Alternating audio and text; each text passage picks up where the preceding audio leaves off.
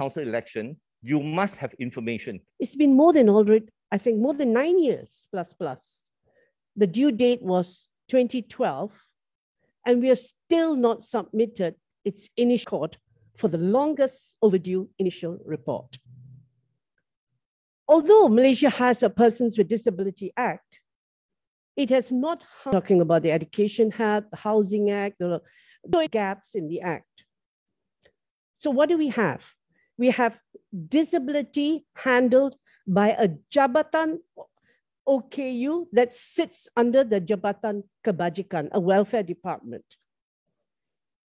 This department is buried in a social welfare mode when it should be a rights-based mode and development orientated so that it is in line with CRPD.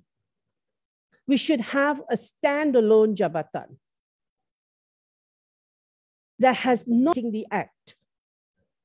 Can you of having an Act?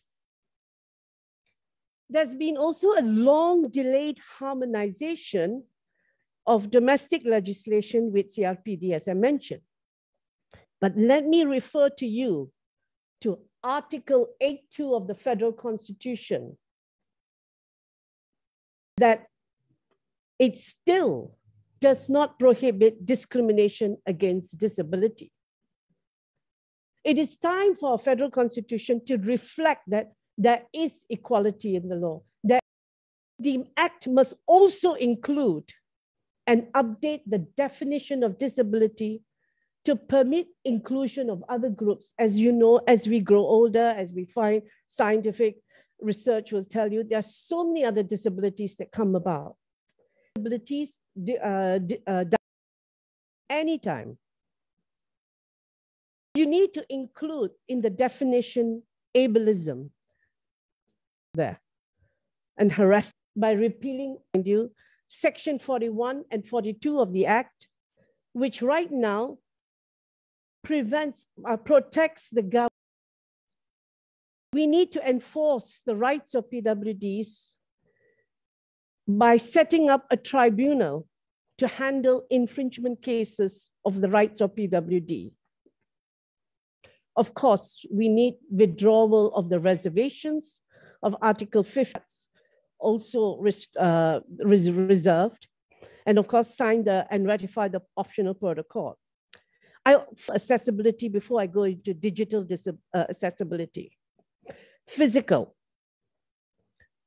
Although provided in the Act, it does not make mandatory the implementation of minimum standards and universal design as set out in Bylaw 34A of the Universal Building Bylaws, UBBL, as we commonly call it. We need to also enforce the implementation of the Street and Drainage and Building Act 1974 for accessibility of all public infrastructure, including transport-related infrastructure. Let's look at digital accessibility and access to information. You know, the revenue website for LHDN is accessible to the blind to fill out their tax forms. If that website is accessible, why are other government websites not accessible to the blind? They want our income, they want our tax. The 19 era has also deepened the inequalities and furthermore education. The national policy on inclusive education has improved, yes, while the government's zero reject policy. However, in practice, there is still segregation. Children with disabilities and their families experience it daily. Inclusive education starts at preschool and not at primary school, mind you. Universal design and learning is not a reality in classrooms. I don't know, many of you must have read The Sun, I think yesterday or 2 days ago, where a student who had cerebral palsy, she has to be carried by her mother up the stairs every day to get to school. It was reported in the Sun. Every day. Who's at fault? The school, yes, definitely. But ultimately, it's the state, the Ministry of Education. Do they budget that? Is that included in the budget for all schools? It's compulsory. Physical access is poor, so is ICT, teacher aids and infrastructure, and digital aids. Employment. There's been systemic efforts to ensure PWDs enjoy equality of opportunity and to prevent and reduce all forms of discrimination. We need to give more PWDs job training for on-demand skills that need in this evolving labor market. Okay, I will skip a few. I know Washila's giving me that look. We need to raise awareness with incentives for heads of department in the civil service to hire and retain employees with disability. What do I mean by that? This includes making reasonable accommodation for PWDs, reasonable adjustments, needs that such that suitably qualified candidates may enjoy equal opportunities, employment opportunities during the hiring, when they file the application and hiring process. And once they're successful in their job application, they should be able to apply themselves fullest to their ability. They are often discriminated at the point of application. Lastly, Australia's Disability and Discrimination Act 1992 includes mental disability, learning differently, and thought process. This effort will not only benefit the disabled now, because we have an aging population. The number of people, I'm aging, I can see quite a few here aging. The number of us, of people suffering from old age illness like Alzheimer's, dementia is increasing. We need a mental health capacity like what Singapore has and UK has. These countries are setting the standards, and we have a long way to go.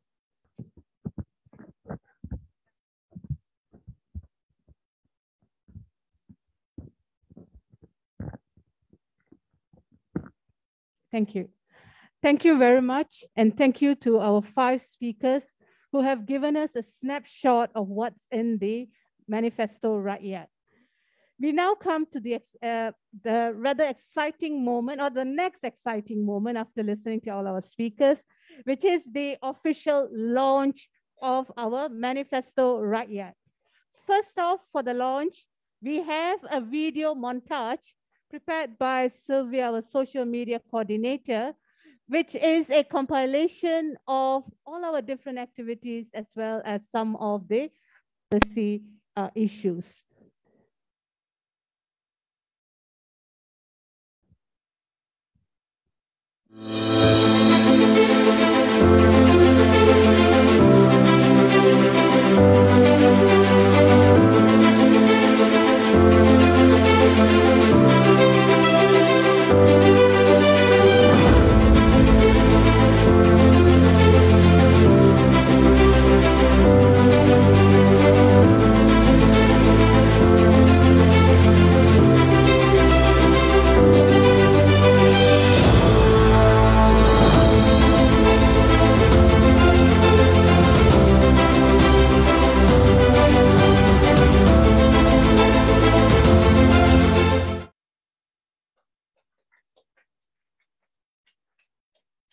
And with that really short video, we now move on to the first 2 endorsements of the Manifesto Rakyat.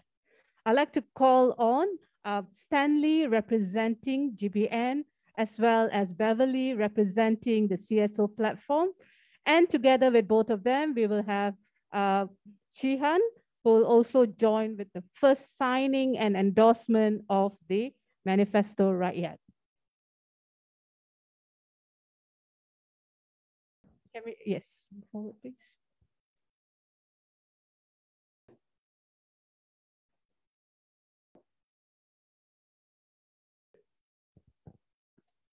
Jeng, jeng, jeng. Do we have music? Some like dramatic music here for us. Yes, please go ahead, Chihan.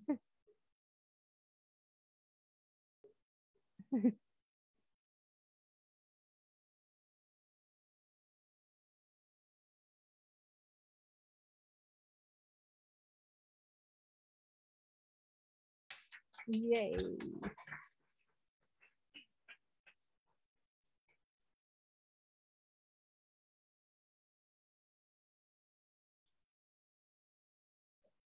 Beverly for the CSO platform for reform.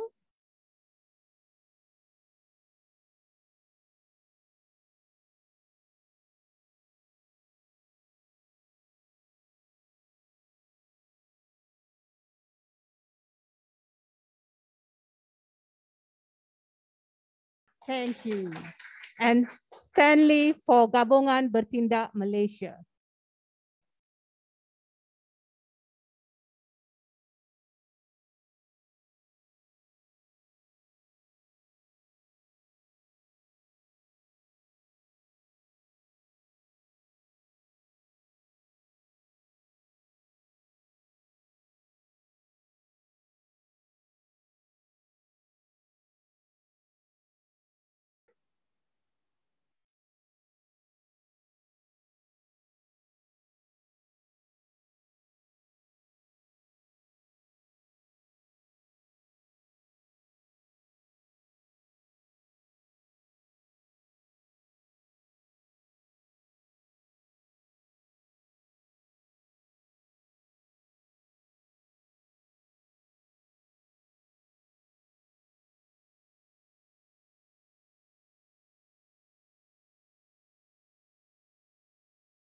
Thank you. Now we have our first 3 endorsements, and it's online now. We would like to call on the speakers as well as some of the policy coordinators who are here in the room to come forward.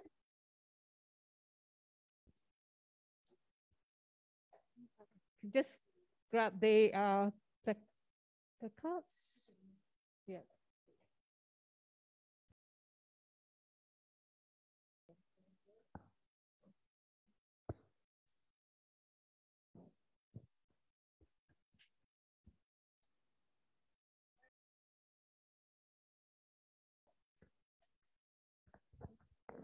Ashraf,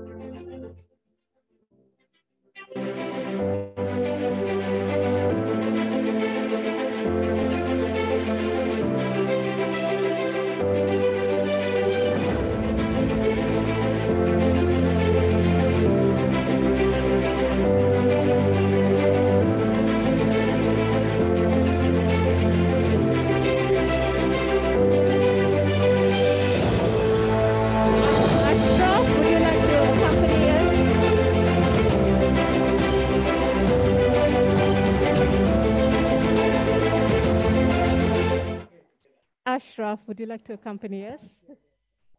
Oh.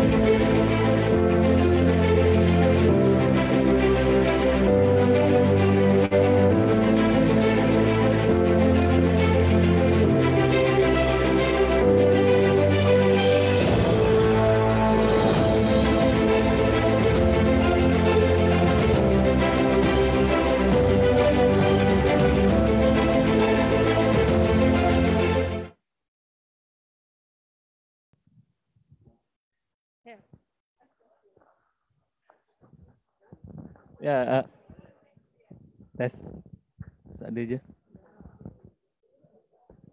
Test.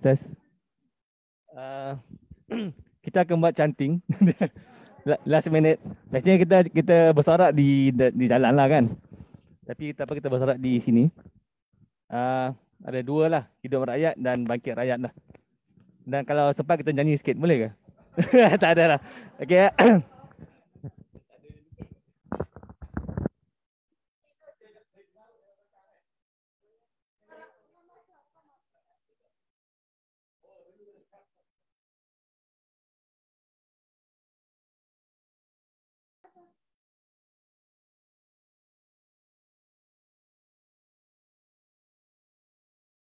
Tes.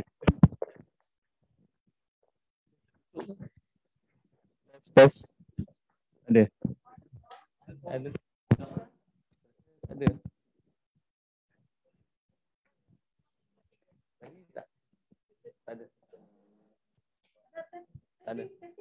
Tes.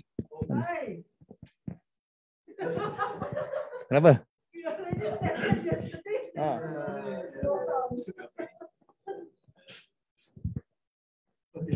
Tes. Ada sikit. Ya. Okey. Tes. Hidup rakyat. Ada. Okay. Saya rasa semua berdiri lah. Boleh ke? Kalau canting bersorak masa duduk tak kuat lah perut. Minta rakan-rakan semua untuk bangun. Sekejap. Kita nak bersorak dalam dewan. Okay. Hidup rakyat. Hidup rakyat. Bangkit rakyat.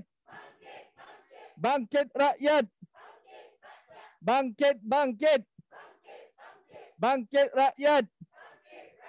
Manifesto. Saya sebut Manifesto Rakyat lah. Manifesto. Hidup rakyat. Bangkit rakyat. Okey, terima kasih.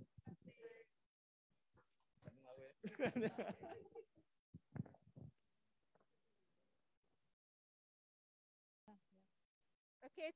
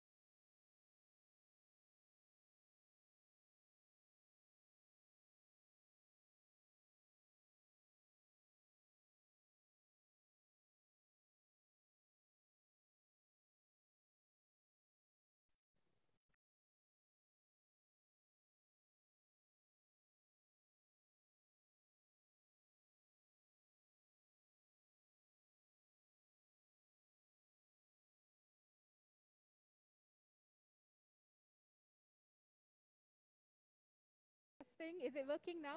Can you hear me at the back? Yes, no. Yes, is it working now at the back? No, it's not working. You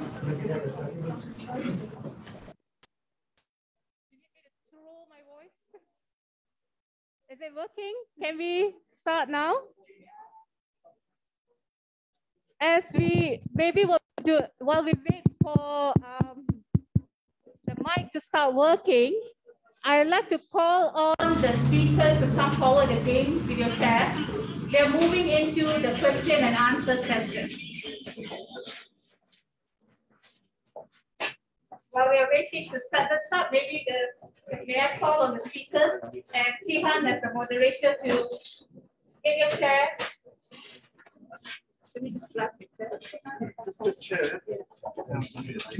Please, just grab your chair. Ryan, Jeffrey, Mira, Ari, and Philip.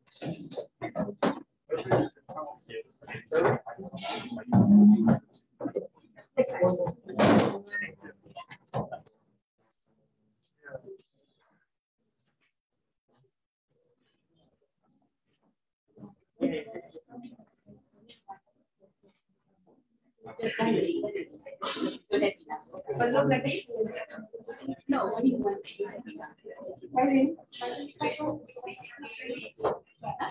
Okay, apparently they can hear me on Facebook, so I'm assuming that they'll be able to hear all our speakers too. To take all the questions and moderate the discussion. But meanwhile, to our audience on Facebook, please feel free to type your questions into the comment box, and we will also pass on those questions to our speakers here today.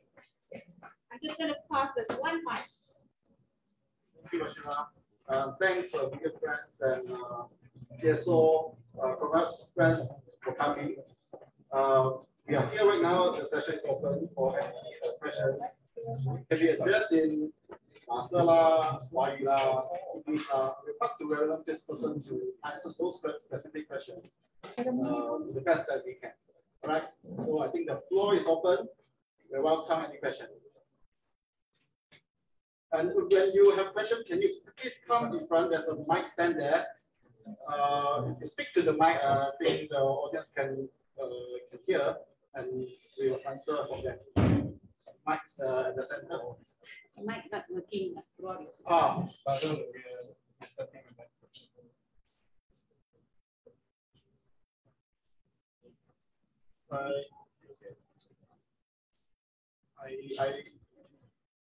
like to invite a question from the floor first, yeah, and then while we're looking at the online comment section. Okay.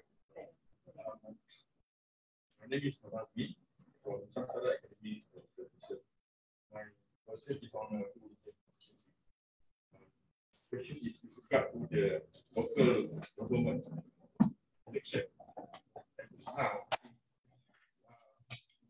you can notice that a lot of people sick and tired of politics, especially what's going on for the past few years. So, with now election is local government election will add more politics in the society, which will result in the people rejecting totally about being involved in any form of politics. And second is that how do we ensure the high voter turnout, as we can see in the previous local, the state government elections, the low voter turnout because of the people are sick and tired of politics. How do we ensure that the local government politics is also high? Can you get my sorry? Hello. Yes. Yes, it's for online participants. My question is to Sebagai with regard to the local government election that you are proposing. And since now the people are sick and tired of the politics that's going on with regard to the parliament autonomy. So how do we ensure with this introduction of local government election, the people will be responding well? That's one. Second is also on the voter turnout. How do we ensure the high voter turnout for the local government election? Thank you. Yeah, I think first of all, the people are fed up because they are disempowered. I can say anything I want, but my voice is heard. If you have a local council election, then the people that are standing for election include your community leaders, include the riot, no? So, and if the councillor that is chosen is not good, and not for the politicians. But currently, all councillors are politically appointed. So whoever is appointed better please their political boss first. So that's one thing. All right. The other thing is the problem in our country is caused by empathy. We have got so many people that are not interested at all, and they think that it's so great that I don't want to turn up for election. Everybody is bad. But these are the kind of attitude that is ruining the country. So now we need to the Manifesto Rakyat report that people become more involved, feel more empowered, and fight for structural changes. Once local council election is brought in again, all of you will stand for election. And all of you can demand from whoever that is elected, you have to be elected, you have to serve us. So very different scenario completely. Right now, everything is politics. So I think that will be a great change. So now the responsibility is really with the Rakyat. The Rakyat is just too apathetic. They just sit back. And I think the worst thing now that's happening is a lot of Rakyat talking very intelligently in the Facebook, in the WhatsApp, but they will not lift a finger or walk to attend any events. So I think that's the problem that we're facing. Thanks, for the response. Can take the next question. The mic's working right now. We can hear you loud and clear.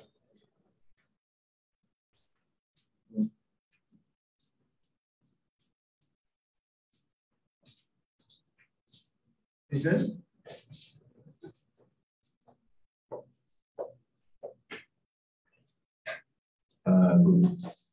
Good afternoon, everyone. If I don't ask my question, I won't be able to sleep at night.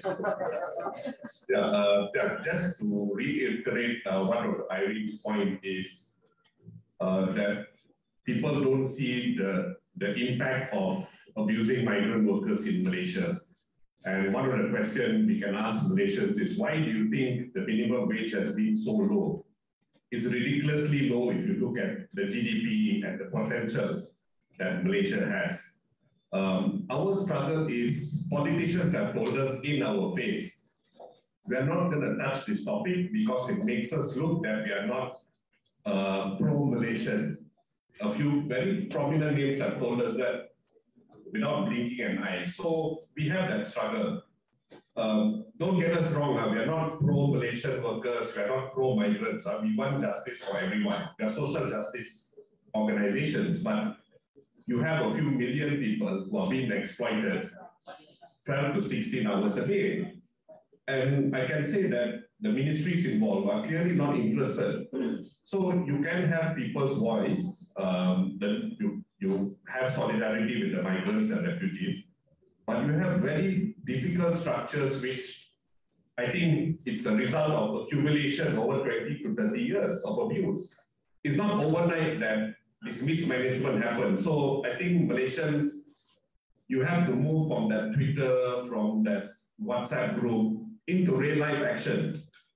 One example is what Rajiv in BJ did. So he called us, he said, let's talk about forced labor. The same faces came, my God. My friends came, migrants came. No one in BJ came. When you're talking about forced labor, how many companies, GLCs are on the CVP ban? So we have that struggle. I think before a few years ago, Rajiv also tried public budgets. He said very few came. So I'm very worried. We need to also think, how do you facilitate Malaysians into activism? Yeah. My last point is a bit on the democratic processes of lawmaking. So for example, okay, the Ministry of Human Resource, they publish amendments. We as citizens give our proposals. But by the time the bill is debated in Parliament, we have no clue about the quality, what input has given. We may not even be informed of the parliamentary debate of how it's going to go. Yeah, everyone is asking questions. That's good. That's important. But there's a fundamental flaw in how policies are made. So then you will have a bottleneck. You have Malaysians coming abroad or on board to talk about it. But you go to Parliament, we don't know how laws are made. So yeah, just thought-provoking comments. Thank you. Thanks, Adrian, for the questions. Yeah, I think there are 3 questions there. Is there anyone from the panel who have to address to Adrian's question? Want to say something?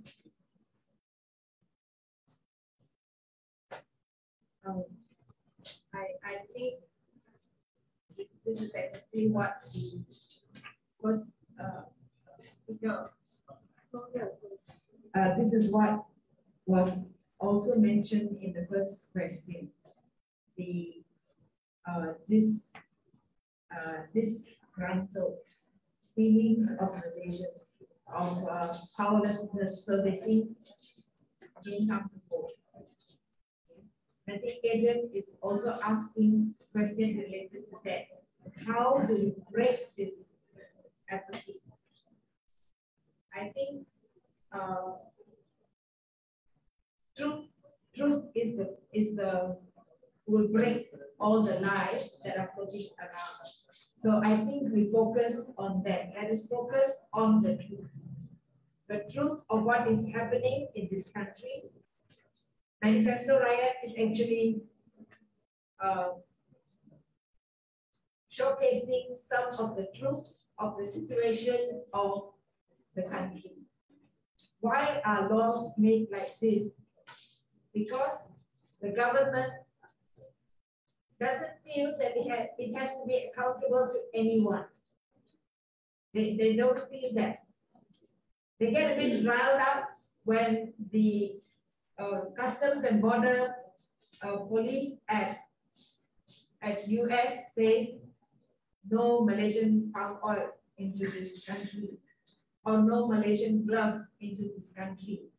Then they get a bit upset. But this is exactly what all of us have been saying all the while. They just don't care.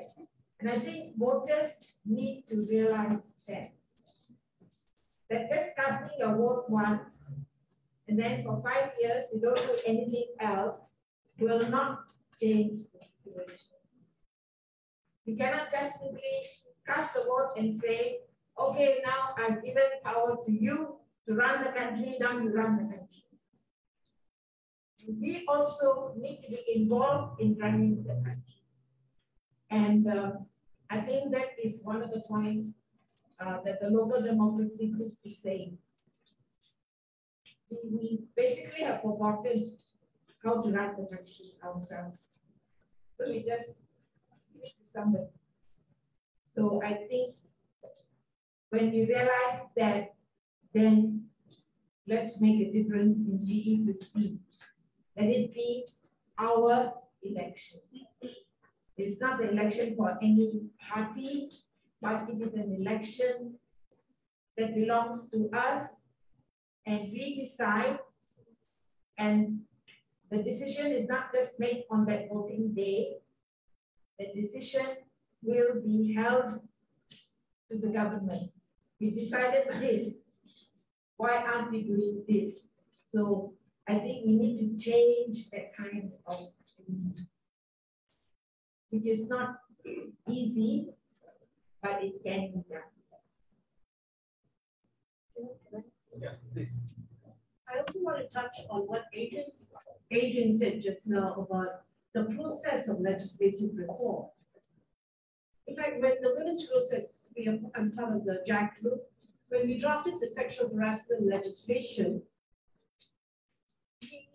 the government set up a project team, like a task force. And that project team included multi-sectoral agencies and, of course, the Attorney General's chambers. After 2 years of discussing with the group, with this project team, what came out of this whole process was legislation, a bill that we had no idea what it was going to be in the end when it was pushed, when the Attorney General's chambers took over, and then we only saw it at the first reading in Parliament, which was a watered down legislation, which we couldn't believe that this is what has happened after 2 years of discussion with the AGs and other agencies. So we are often told, OSA, OSA. We are beneficiaries of this legislation. We need to be involved. We don't want to water down legislation. So something has to be done in the process in which the legislative reform is put out in Parliament. If anyone wants to add to the response? Okay. The floor is open again. Welcome more questions.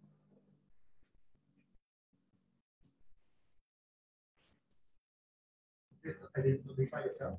Okay. I'm John Koo. I am represented the voice of majority of rakyat or voter. My question is, I got 3 questions. Just wondering if any politician support this Manifesto Rakyat, because I didn't see any of them here this launch. Second question, I believe many rakyat were not aware of this Manifesto Rakyat. What publicity and how much money and effort will be spent on this publicity? Third question, Manifesto Rakyat is good because it is inclusive. Problem is the certain sectors are receiving a lot of benefits from the government. Example, 1.7 million government civil servants and businessmen are getting direct benefit. How are they going to support your manifesto? Because end of the day, majority of voters decide who will be the next government. To be fair, at the end of the day, the people who benefited from the government will not change. So the question is, what sort of benefits are you going to give to them to sway their voter?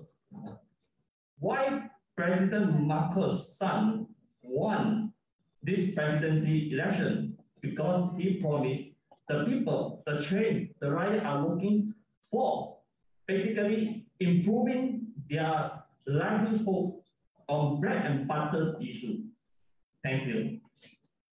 Thank you, John, for the question, and thanks for your contribution to this Manifesto Rakyat. You submitted a few assumptions.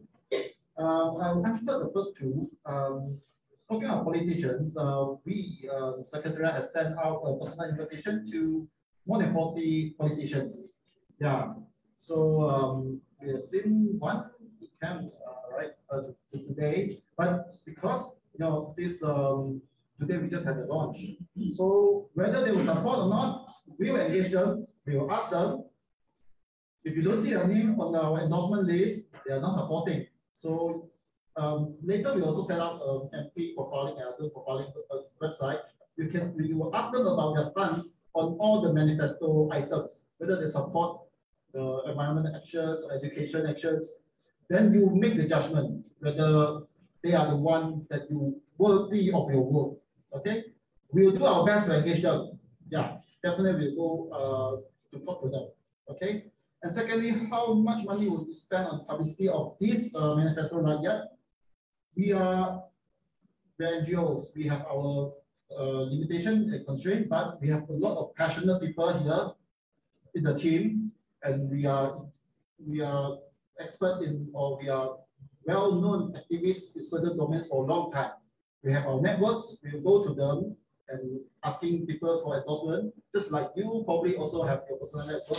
If you think this project, this initiative worthy of support, worthy of endorsement, please tell your friends, tell your network to read it out and support, and tell more people about this. To tell your politicians, your elected representatives, that these are the people's voices. What is your view regarding this reform agenda, reform proposals? What are your views? Ask politicians, okay? And get their response. Then make your own judgment. All right? Is there anything Hannah want to add? All right. I think one thing very important is that we need to understand that we are living in a democracy, and it's the people who have to make their voice heard. So we have a very strong reliance on politicians, but what has happened to our voices? So if we are not happy with them, we change them. We can demand this accountability from them. So the problem is that we are really being living in this idea that the politicians are the only ones who are going to be able to save us. But don't forget, if the people did not make their voice heard in 2018, we wouldn't have a change of government. So similarly, we have the power. We are all now empowered. So let's make a stand and demand accountability from our people. stop voting based on political parties, but based on the candidates. I think this is a sort of major mind shift that we as a people need to have, because we have been following the whole politics in the past, and then we just leave everything up to them. Then what happens next? So let's take ownership, because this is our Malaysia, this is our country, and us as a people make this decision. Yeah.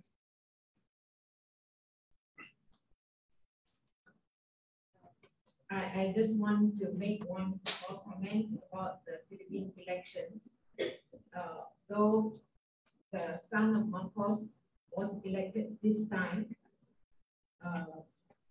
the people in Philippines, the young people probably do not know that it was the people of Philippines who actually got rid of this man's father. Marcos was got rid of by people's actions. Nothing else. Under a very suppressive and repressive government, they went out on the streets and made their voices heard. That brought that man down. So I think we need to remember that his son got the voices, got the hearts of the young people in Philippines through the social media, because he put a lot of money into that, and that seemed to have worked for him for now. But let's see how long he will stay.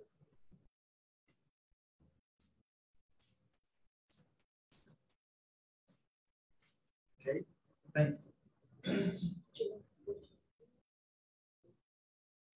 Please.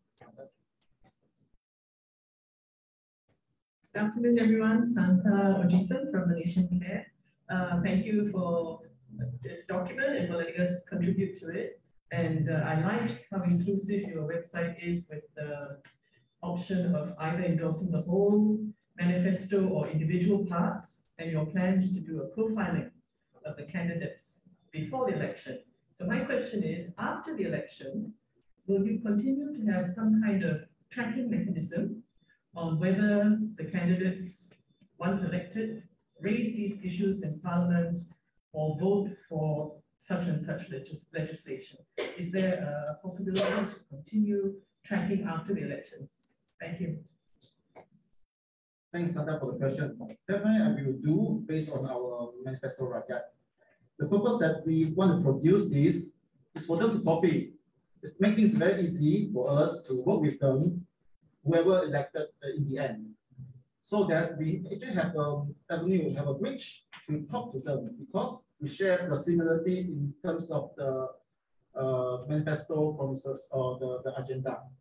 So definitely, once that we whoever got elected based on their manifesto, we will use our manifesto and the similarities as a bridge to talk to them and make sure they fulfill their promise. So these are the people's voices. They should not be betrayed. So yeah, definitely, we'll do our best.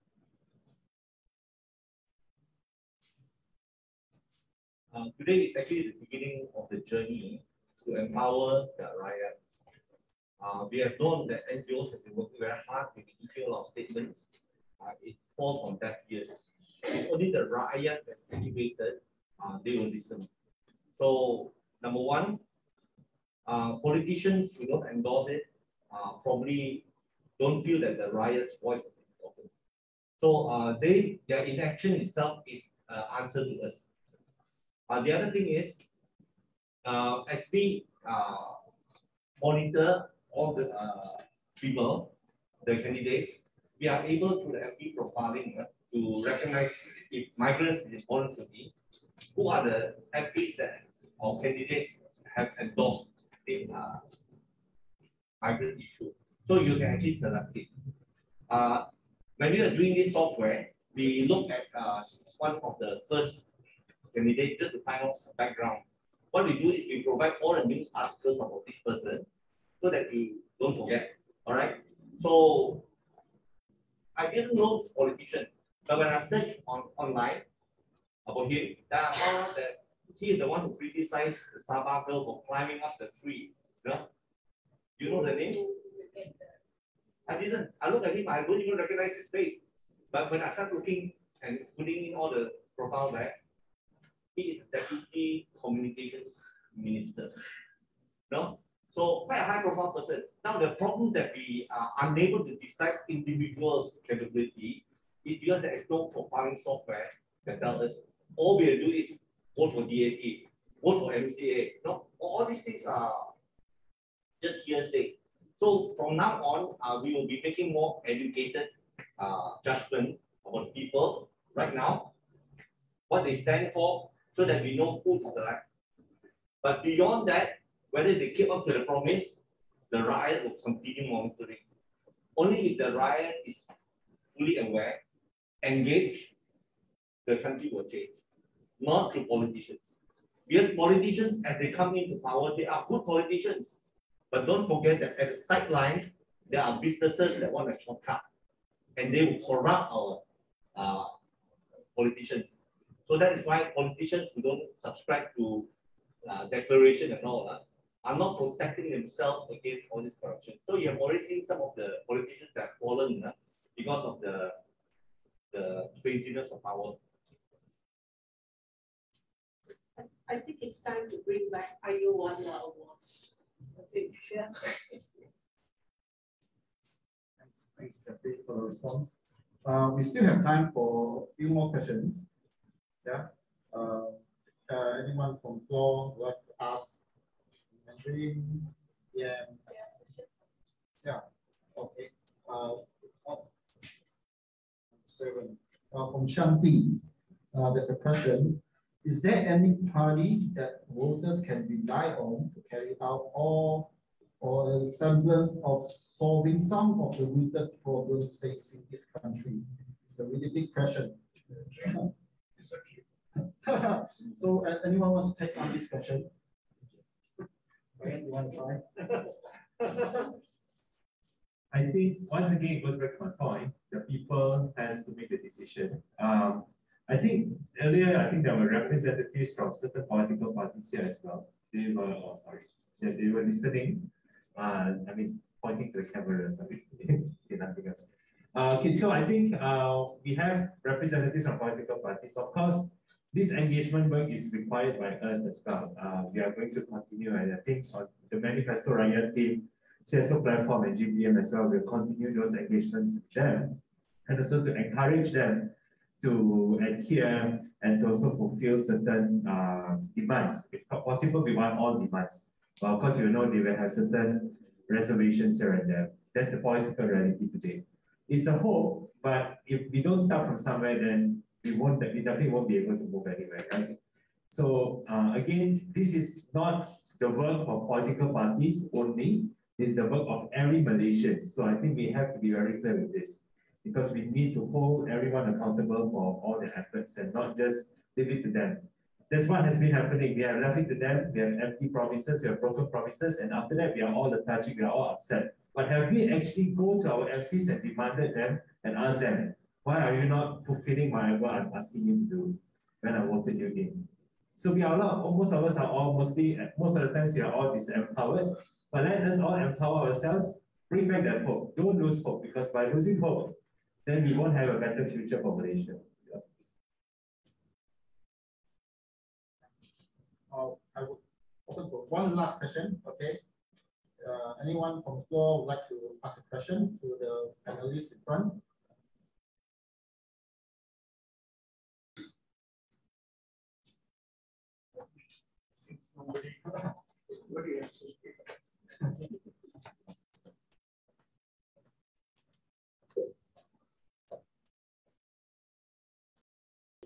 My name is Sarajun. I'm with GBM and also Amira. Just a little comment before I ask my question to Irene, just to add up. I used to employ up to 300 foreign workers. And most of the workers, when they come to Malaysia, they pay so much of money that they sell their land or take loan at a high interest. Even after 5 years, they still cannot pay. They go back highly debted. And every other day, I have to go to the police station somebody is always picked up. They just look at you, you look like a foreign worker, especially Bangladeshi or Nepal. Any uniformed person will stop you and take money from you, demand whatever inside your pocket account, take away your handphone. You know, you don't give them, they give you trouble. Even a bomba uniform fellow also can collect money. So anybody in uniform, these foreign workers are actually very scared. So I pity them. I've experienced a lot trying to help foreign workers and how they are exploited quite bad in human. I've met them when they are in their own countries, even India, Pakistan, Nepal. So I got very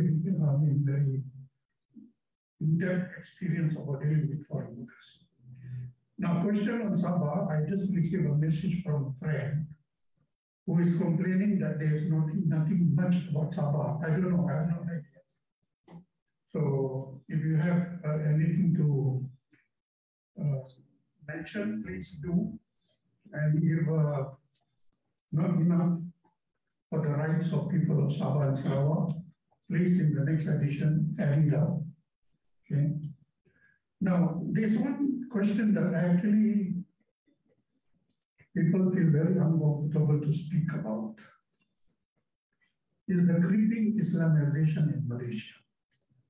It's making too many people very uncomfortable.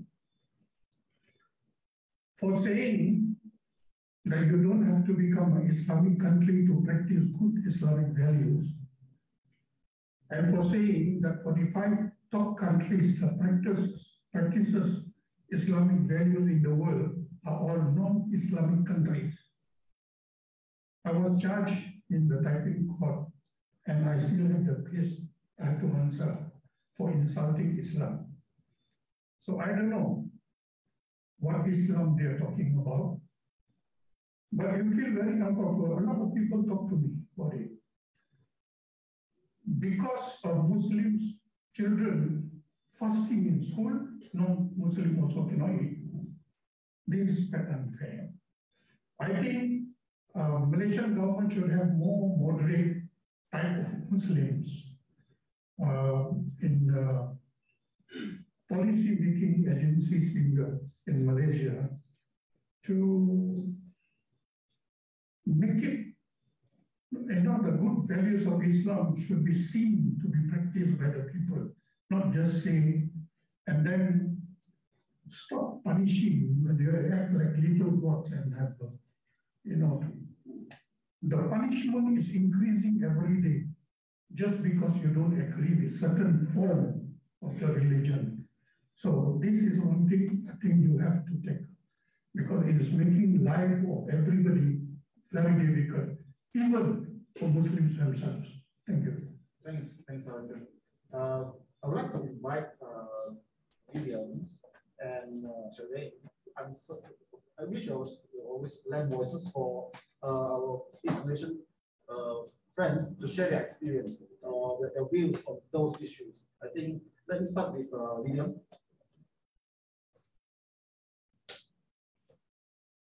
Okay. Can I? Okay, I'll introduce myself. My name is William, CSO platform for Sarawak chapter. I just want to answer your question on the Sarawak.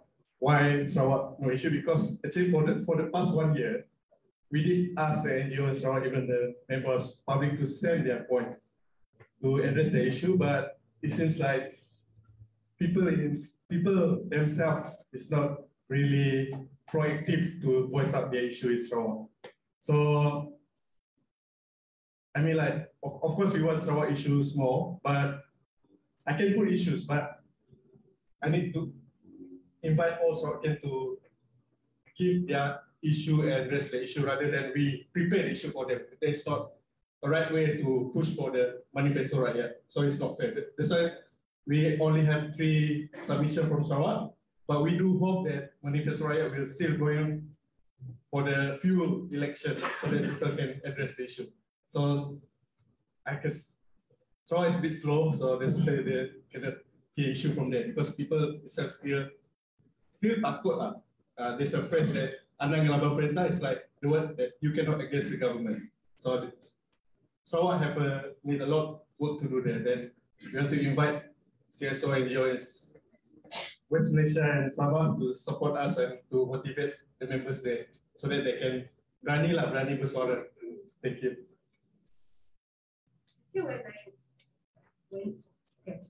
When I first joined as the Sabah coordinator, I was quite shocked. There was only 3 submissions from the Rakyat, and it shows that some even like now, because the manifesto is finalized and we couldn't add on points anymore. When it's spreaded, some CSO are mentioned. It's West Malaysian centric because there were less representation from the East. What is the West Malaysia role on making them to voice out? Even as the coordinator, it's not fair for for the Rakyat if we issue. But then if it's coming from the coordinator, where is the, I mean, how, so it's not Manifesto Rakyat. So although it's like only few issue was raised, we can still make this Manifesto Rakyat work in Sabah. And then, but then again, for the Sabah, it's the most mainly politicized issue, especially when the general election is coming. So, yeah. Thanks for the response from Jibin and William. I want to just give a little bit comment about the participation of Sabahans and Sarawakians in the Manifesto Rakyat. They are actually not restricted to just Sabah and Sarawak chapters. Actually, we have contributed, for example, Ika Roslan from the other group. She brought many issues to the National Front. Yeah, talking about the problems back in Sabah. So her contribution, you can find her contribution in the education chapter and anti-corruption. So yeah, so I don't think that we should judge based on what is only written in the Sabah and Sarawak chapters, but I can see that there are some commonality of the issues to link up to the policy areas such as education and anti-corruption. So I think that's fair to say that. Okay. This Q&A session, I think, is about time to close. I will pass the mic back to the moderator, the MC, Washila, to continue. Thank you. Thank you, everyone.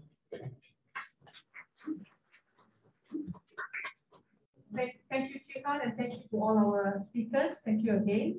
As we draw to a close, I would now like to call on Mr. Stanley Yong, representing DBN, who is the acting chairperson of Gabungan Berita Malaysia, for his closing remarks today.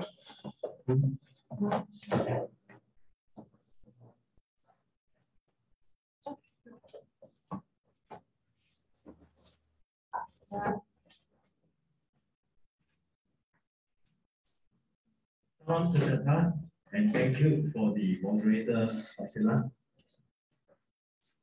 Manifesto Rakyat Project Coordinators Dr. Lim Chihan, Beverly, leaders of members of NGOs, and also the very good friends, crowd here from the media. Thank you for the closing remark for this momentous, very meaningful milestone project called Manifesto Rakyat. I must actually thank you, the team of executives of GBM, and also the EXCO of the CSO platform, who have actually accomplished a very great task, a very great vision in getting the Manifesto Rakyat ready for publication. Manifesto Rakyat shall take a grassroots, bottom-up approach from the collection of people's voices, desire, which is very encouraging at the moment, and we are getting the results. Initially, we managed to do so after hearing the response from Sarawak. Probably is still coming up, and I think we should follow up with them. For the past 1.5 years, since the idea of Manifesto Rakyat was considered, the emergency declaration preserved their power, but not looking after the interests of the Rakyat. That happened during the worsening COVID-19 pandemic, which is very, very bad. GBM objected and challenged the declaration of emergency along with Bersih, Ikram, and Abim. While the livelihood of the Rakyat was badly affected by COVID pandemic, we heard people's angry voices such as, where is democracy? Which direction the government is taking us to? And there's little response, positive response from the government then. There is hence a need for composing a comprehensive Manifesto Rakyat in putting forward constructive ideas on the reform of institutions, sometimes we call institutional reform, reform of governance, rebuilding of this broken and corrupted nation.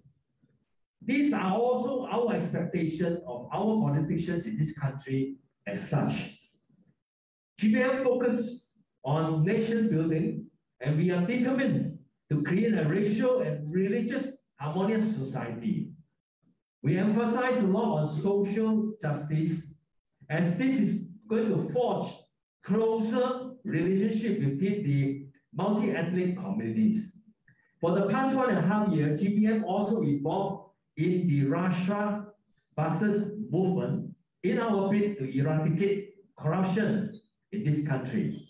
And of late, the Sheridan move, party hopping, and unethical political maneuver while backdoor trade on power and seats are simply devastating and not tolerable.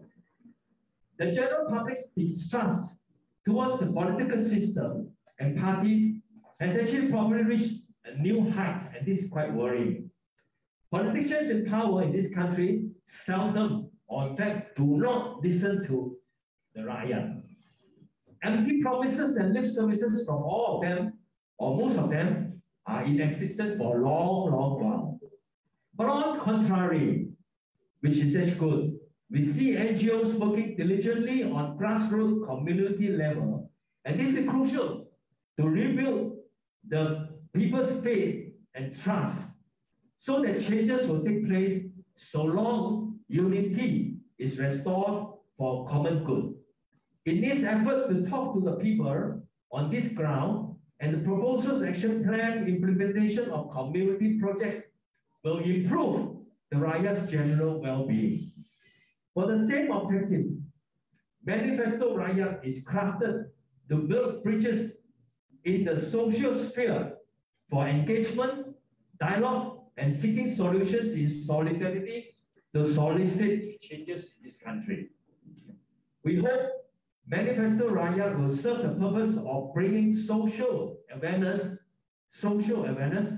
and deep-rooted impacts in rebuilding the country before and after the youthful and active who need them will work more harder and will work more efficiently. It is our hope that this positive narratives successfully also. To the political parties, we wish them to take this Manifesto Rakyat seriously, and it will be very good if these leaders of political parties comprehend and meet those who paramount movement is very, very important. Soon, GBM and the rest of the NGO shall work together to embark national roadbook and roadshows to get across messages down to the community levels. At the same time, we shall seek value endorsement from everybody. After the launching today, the campaign shall commence.